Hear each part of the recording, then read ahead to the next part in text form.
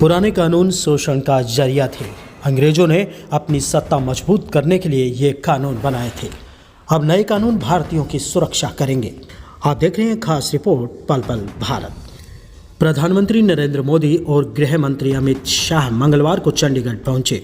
उन्होंने Punjab engineering college में हाल ही में लागू किए गए 3 नए कानूनों में क्रिमिनल लॉ, भारतीय दंड संहिता, भारतीय नागरिक सुरक्षा संहिता और भारतीय साक्ष्य अधिनियम की समीक्षा भी की। प्रधानमंत्री नरेंद्र मोदी ने कहा कि चंडीगढ़ में आने से लगता है कि अपनों के बीच आ गया हूं। वहीं चंडीगढ़ की पहचान शक्ति स्वरूपा मां चंडी से जुड़ी है, यानी शक्ति का वो स्वरूप जिसमें सत्य और न्याय की स्थापना होती है। यही चीज़ तो तीनों कानूनों के प्रारूपों का आधार बनी है। जब देश विकसित भारत का संकल्प लेकर आगे बढ़ रहा है, संविधान के 75 साल भी पूरे हुए हैं।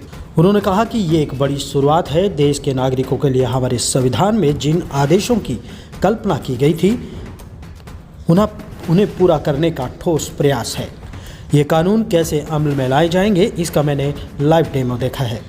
मैं सभी से आग्रह करता हूँ कि इस लाइव डेमो को जरूर देखें।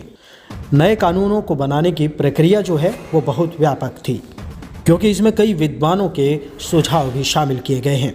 उन्होंने कहा कि 2020 में इसका नोटिफिकेशन जारी हुआ था, जिसके बाद जगह जगह से इसके लिए सुझाव लिए गए, जिसमें हाईकोर्ट के जजों और लोगों से संवाद भी किया गया।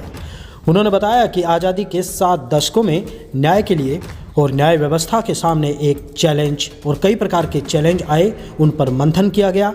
देश 1947 को जब आज़ाद हुआ, तब लोगों के बलिदान के बाद में आज़ादी की जब सुबह आई तो कैसे कैसे सपने देखे थे।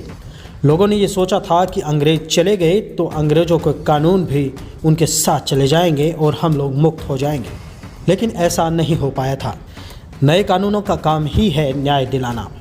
3 साल बाद हमारा ये क्रिमिनल जस्टिस सिस्टम दुनिया का सबसे बेहतर सिस्टम बनेगा, जो कि दुनिया का सबसे बड़ा रिफॉर्म बनेगा।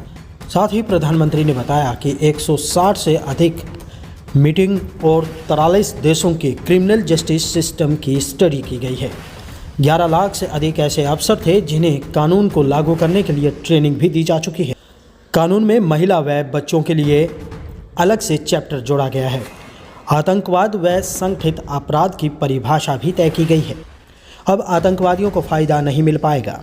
वहीं 90 दिन में पुलिस को प्रोग्रेसिव रिपोर्ट भी देनी होगी। आप देख रहे हैं पल पल भारत।